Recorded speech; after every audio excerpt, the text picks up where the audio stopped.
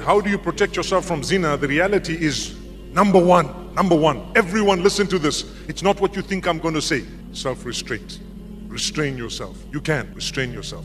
I mean, I had a 14-year-old come to me not so long ago. How do I protect myself from zina? I want to get married. Come on, be a little bit realistic.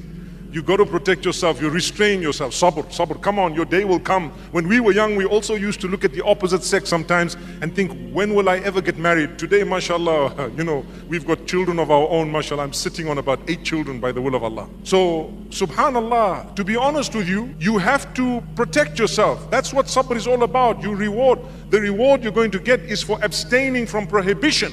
That's the reward. So not only your salah and your zakah, that's doing good deeds, but abstaining from bad is also a reward. So here's your opportunity, stay back. However, the hadith speaks about fasting. So you will fast. Fast every Monday and Thursday, fast 3 times a month. This will help you. Concentrate, have good company. Good company really goes a long way in protecting you from adultery. So what we need to do, subhanallah, is protect ourselves, have good company, read a lot of the Quran, go into lessons, try and expand your religious learning. Watch out how you use your phone. How you use your phone. I want to tell you something sad. Many of us feel we're in love with someone because of the phone. But the person in real life, I've come across so many who've got married as a result. A few have been happy, but a lot say, it's not who I thought it was. You know why? Today, like you have Photoshop, you also have akhlaq shop, which means somehow their akhlaq is shopped. You think that they're really amazing, and when you live with them, they ignore you. They're on the phone with someone else. And you start thinking, so don't be deceived by the phone. You know, when someone says, I love you, wallahi, so many of them are just saying it because it's just like saying, hello, hi, how are you? And you know what I love you means sometimes nowadays? I want to use you. That's what it means. I promise you it means that. Have you seen what I've said once, some time back on Twitter? I said, if people can say lol without laughing, they can say I love you without loving. And I think a lot of people caught on that. But I want to add something else today and tell you, a lot of the people say I love you and actually mean, without you knowing, I just want to use you. And because women are generally, emotionally, they get more attached. It's sometimes the youth, the young men who are abusing this attachment. So be careful.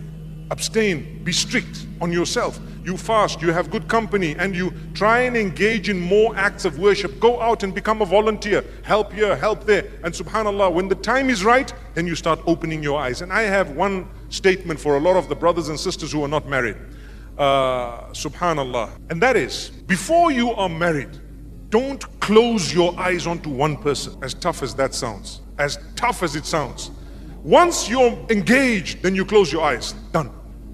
Because maybe Allah doesn't want you to marry the person because they are bad, horrible. Or maybe Allah doesn't want it because something might go wrong with the children the couple will have and you don't know. So maybe Allah is keeping you apart. I'm not saying don't try. You try. You speak to your parents. You convince them. You can even change your wilaya if you want. You know what that means? This is my wali. He's my father. I will go to the panel of scholars and tell them my father is blocking my marriage without any reason. So I want to marry without my dad. And if you qualify for that, you can actually shift that wilaya to a wali will be someone else. Who will it be? That panel of scholars in an Islamic country, you'd have the qadi or someone who would represent you as a wali. So the person becomes a wali of yours. So you need to be careful because sometimes if you do that and you know that the person you want to marry is not standing on their own 2 feet in terms of, finances and so on, you might have to come back to your family one day and they might not want you at that stage. I think most families do take you back, but why should we do that? May Allah subhanahu wa ta'ala grant us ease. So if you want to protect yourself from zina, there are steps. The hadith speaks of fasting and lowering your gaze. Today people watch movies and watch this, and you know what? We see all these tutorials. Hijab tutorials are being watched by the males. I don't know what for. Hijab tutorials. And they forward you and say, did you see this hijab?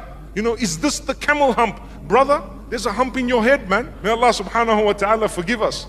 What are you worried about this thing here for? Take it easy. Let the sisters go ahead and have a peep. But then you look at your wife and you say, I saw the tutorial. I think you need to look a bit like so-and-so, so-and-so. May Allah forgive us. So this is why we don't lower our gaze and we don't realize lowering the gaze is very important, even when it comes to the screen. I know, you always get wise cracks in the youth. Sometimes they say, but Sheikh, I'm lowering my gaze, looking in the screen, I'm lowering my gaze. That's not what it is. You know what I mean. You don't look at these things by the will of Allah. And if you do, you are allowed to say, mashallah, If you really have great intentions, you can even say inshallah, but it's okay, that's where it stops.